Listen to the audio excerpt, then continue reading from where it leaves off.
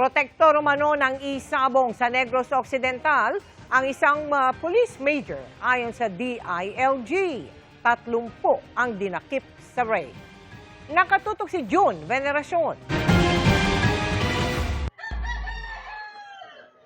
Nang salakayin ng mga otoridad ang operasyon ng isabong sa Talisay, Negros Occidental noong April 22, 30 ang inaresto. Pero sabit ang isang police major na naka-assign sa CIDG o Criminal Investigation and Detection Group dahil sa impormasyong siya umano ang protektor ng isabong.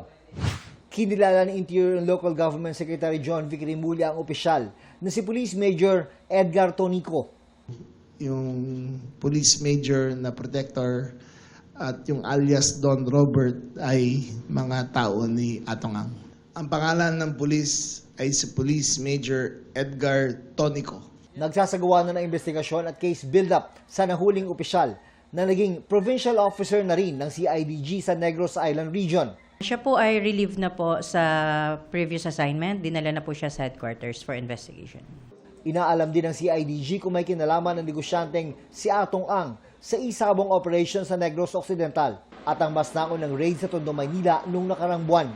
Dalawa po ang pinupuntahan ng investigations po ng CIDG.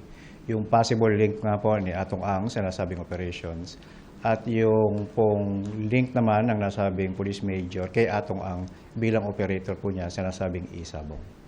Na-recover naman sa operasyon ang mga electronic device at napakaraming manok na panabong, buhay at patay. Meron po dyan na 6 na laban sa loob ng 1 oras. Doon po sa recovery ng ating pong CIDG, nakakuha po sila ng 300 na patay na manok.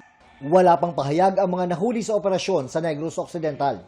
June Veneracion, Nakatutok, 24 Oras.